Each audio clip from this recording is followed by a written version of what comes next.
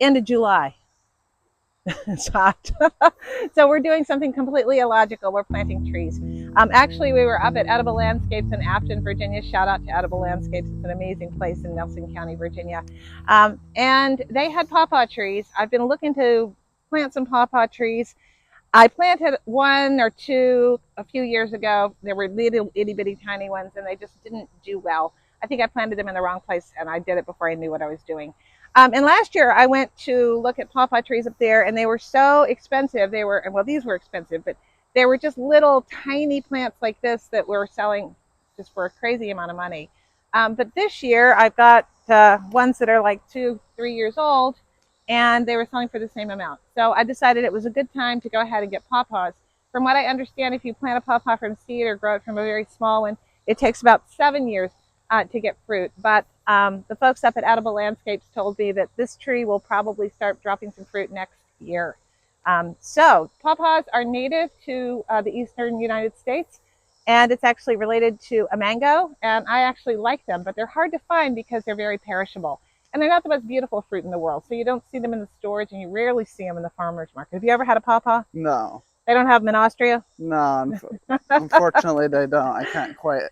Well, it's kind of like a Oh, look, a custardy. lantern. It's a lantern. Oh, love those lantern flies. We've been getting them. Yeah. So the good news is we've had a little bit of rain, and that has helped mitigate the hard as a rock soil. The bad news is it's still pretty dry, and this is hard clay once you start digging down. And Sage, with a little help from me, but mainly Sage, has been digging away, and we're going to go ahead and finish planting 2 pawpaw trees. You need 2. You need 2 pawpaw trees to get fruit. So that's what we've got. Hard soil. You can see we've dug down. Now this soil on top in this particular field is pretty rich on the topsoil because this field used to be an agricultural field, but it really has not been in agricultural production for, the better part of 70 years, I think, maybe even longer. But once you get down to that low level, take a look at the hard pan down there of the red Virginia clay. Yeah. But I think we've got about the right depth. Let's measure it, Sage.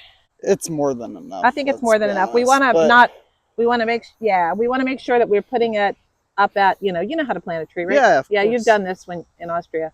A few times. A few times, yeah. Well, Sage gets the water. I'm gonna show you just kind of how this is all fitting in with the overall plan. This area outside I call my little orchard. Some apple trees and plum trees, and I've got my fruit on the other side. I would do a watering ring around it. Oh yeah, you mean what, when we? Yeah, when it's in. Uh-huh. Like a barrier around it, and then you can fill up and it'll just soak in. And what do you build the barrier with? Just soil? Yeah. Yeah. Is it supposed to be in full shade or? It needs to be. It's actually pawpaws in the native habitat are understories, but to get fruit you need to have sun. The other good thing is will eventually grow more. It will grow up. It'll grow up to about 20 feet tall, and I think this space can handle it fine. It also is a tree that will grow underneath a walnut. So we're spacing the tree about 12 feet away from the other tree. And we'll go ahead and get this. I'm going to help you dig this hole, Sage, because I don't want to be a slouch. Easy. I don't want to be a slacker. I guess should be the other side of it. Be twice the size of the root ball. Okay. Oh, look. Oh, a little toad. This is a little toad. We're gonna set him free. There he is. Hello, baby. Little fellow. Let's let you go. It's not so bad to dig right here. I'm amazed. We can trade shovels. You want me to? Why? You like this one better? This one, no, I like this one better. But oh, well, then you dig with that one if you like that one better. It's lighter. All right. I'm not a weakling. I might be old, but I'm not a weakling. Just an offer.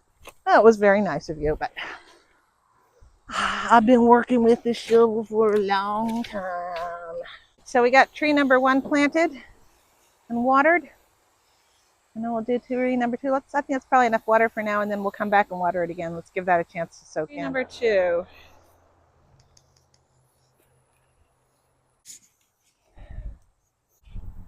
Yeah, you grow, little tree. Be happy. Well, I think we got this tree because of the drought. I think people are just not planting as much, and I think that's why the prices were maybe down.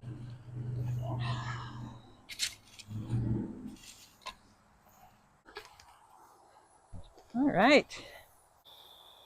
It's already got some water down below, which is good. Oh, All right, Sage, we did it. good job. I think it's going to be water time and maybe getting this nice dirt from under our fingernails. So these are 2 pawpaws, and I am going to probably eventually move that other one down here so we have a little pawpaw grove growing down here. And maybe we'll just get lucky. We'll just water these aggressively in this summer heat, and by autumn they should be setting good roots. I think they'll do well. I hope so. It's good to plant native, and that's what we've got. The varieties are, let's see, this one is a Wells. It said it was collected from the wild in Salem in 1980 by David Wells, and it ripens mid to late September. What kind is that? Pennsylvania Gold Pawpaw. Pennsylvania Gold Pawpaw. So does it say when it ripens? Maybe not. Not that one. It doesn't. No. Nope. Pennsylvania Gold. We'll have to look that one up. Actually, I had the folks at the nursery pick me out 2 that would be a good compatible pair.